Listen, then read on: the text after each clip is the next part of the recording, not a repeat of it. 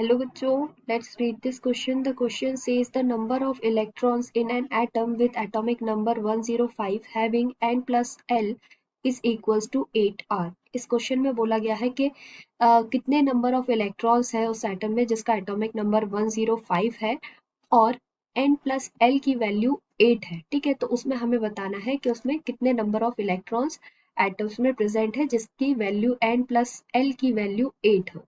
ठीक है, तो यहाँ पे हमारा की कंसेप्ट क्या हो जाएगा? Here write the key concept of this question, number of electrons. Here write key concept of this question is number of electron.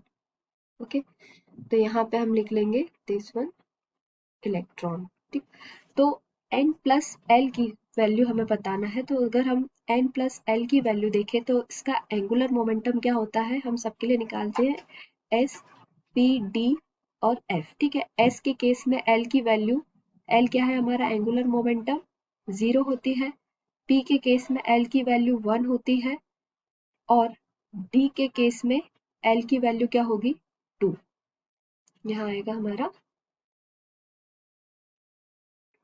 L is equals to, इसके लिए 2 हो जाएगी और F के केस में एंगुलर मोमेंटम की वैल्यू क्या होगी 3 होगी. ठीक है, तो यहाँ हमसे बोला गया है कि n plus l is equals to 8 होना चाहिए. ठीक है, तो 105 बोला है. अगर हम इसका इलेक्ट्रॉनिक कन्फिग्रेशन देखें तो आउटर मोस्ट शेल में कितने इलेक्ट्रॉन्स प्रेजेंट होंगे 5f14, 6d3 and 7s2.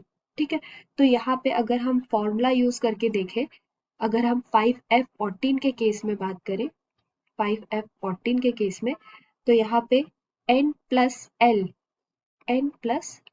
l अगर हम फॉर्मूला यूज करें तो n की वैल्यू कितनी होगी इसके लिए, n इज इक्वल्स टू 5 और l की वैल्यू क्या होगी 3. ठीक है, तो यहाँ पे हमारा n प्लस l क्या आएगा 5 प्लस 3 इज इक्वल्स टू 8. ठीक है, तो n प्लस l की वैल्यू क्या है यहाँ पे 8, जो हमसे यहाँ क्वेश्चन में बोला गया था कि n प्लस l की वैल्यू 8 किसके में आती है. तो एक ये हो गया हमारा 5f14 जिसमें कितने इलेक्ट्रॉन्स प्रेजेंट है 14 इलेक्ट्रॉन्स प्रेजेंट है. सेकेंड है हमारा 6d3, तो 6d3 के केस में अगर हम देखें 6d3 तो n की वैल्यू क्या है यहाँ पे 6 और d की वैल्यू क्या है यहाँ पे, सॉरी l की वैल्यू यहाँ पे क्या है, n is equals to 6 और l is equals to 2. ठीक है, तो n प्लस l अगर हम ऐड करेंगे तो यहाँ पे क्या आ जाएगा 6 प्लस 2 इज इक्वल्स टू 8. ठीक है, तो यहाँ हम देखें 6d में कितने इलेक्ट्रॉन्स प्रेजेंट थे 3 इलेक्ट्रॉन्स प्रेजेंट है 3 इलेक्ट्रॉन. तो यहाँ पे पूछा गया था number of electrons in atom, है ना. तो यहाँ पे नंबर ऑफ इलेक्ट्रॉन्स अगर हम यहाँ देखें, नंबर ऑफ इलेक्ट्रॉन्स, तो एक हमारा 5f14 में 14 इलेक्ट्रॉन और 6d3 के 3 इलेक्ट्रॉन.